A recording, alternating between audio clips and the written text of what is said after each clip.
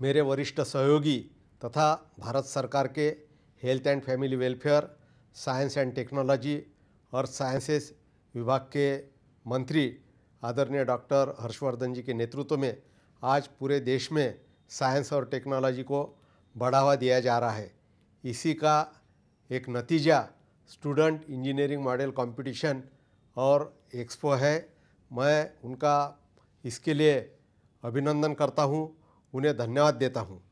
और आज के इस समारोह में उपस्थित Anil Sahasrabuddhe ji, chairman AICTE, Shri Omkar Rai ji, DG STPI, Shri Laxman Singh Rathore, Vigyan Bharati के उपाध्यक्ष, Shri PC Pancheria ji, director CSIR Shri Pilani, doctor Meghendra Sharma, national coordinator students engineering model competition, Shri Rakesh Chopra ji, CMD REIL, professor Sandeep Sancheti ji, vice chancellor SRM group of university, Shri Vikram Rastogi ji, Shri VP Rathi ji, professor RL Raina ji. आज के इस आयोजन के अध्यक्ष, सम्माननीय अतिथिगण, ऑनलाइन इस कार्यक्रम से जुड़े सभी प्रिय विद्यार्थी प्रतिभागी, उनके गुरुजन और देवियों और सज्जनों, स्टूडेंट इंजीनियरिंग मॉडल कंपटीशन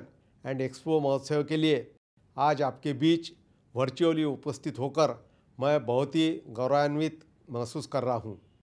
विज्ञान के क्षेत्र में बढ़ावा देने के लिए इस प्रकार के उपक्रम बहुत ही महत्वपूर्ण होते हैं। मैं आयोजकों को इस बात के लिए सर्वप्रथम धन्यवाद देना चाहता हूँ।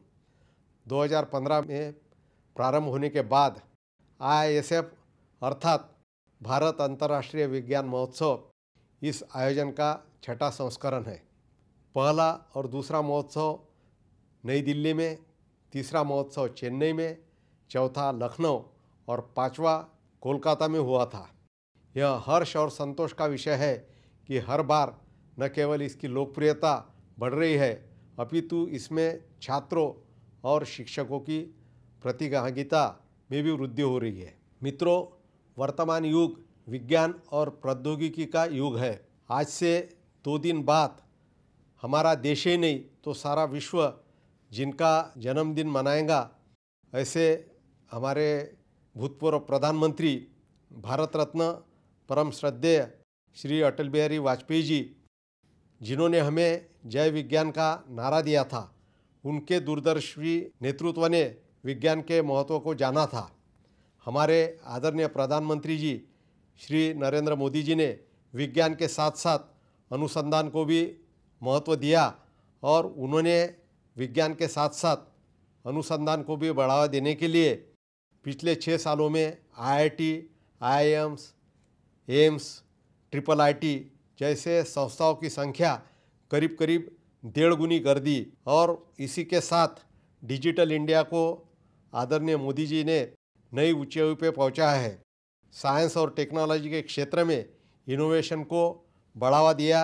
नए स्टार्टअप के लिए भी उन्होंने कई जगह हमको मार्गदर्शन किया और उन्हीं के प्रेरणा से हमारे यहाँ विश्व की सबसे वाइब्रेंट स्टार्टअप इकोसिस्टम यहाँ निर्माण हुई। हमारे देश की वैज्ञानिक जनशक्ति ने अपने ज्ञान और परिश्रम से देश विदेश में अपनी मेधा का लोहा मनवाया है।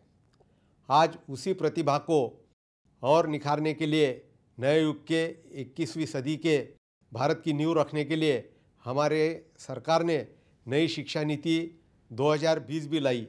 यह शिक्षा नीति हमारे शिक्षा प्रणाली को विश्व स्तरीय बनाएंगी, लेकिन इसकी आत्मा भारतीय होगी। हमारे विद्यार्थियों में critical and objective thinking, scientific temper, rational thinking, cooperative spirit पैदा हो, इस पर भी जोर दिया गया है। टेक्नोलॉजी का उपयोग, इनोवेशन को बढ़ावा आदि पर भी ध्यान दिया गया है। मुझे पूरा यकीन है कि विज्ञान महोत्सव जैसे आयोजन से हमारे विद्यार्थियों में, हमारे नागरिकों में विज्ञान के प्रति रुचि और निष्ठा बढ़ाने में मदद होगी। मुझे बताया गया है कि IISF 2020 में अनेक नए इवेंट्स के साथ साथ कुल 41 इवेंट्स का आयोजन किया जा रहा है।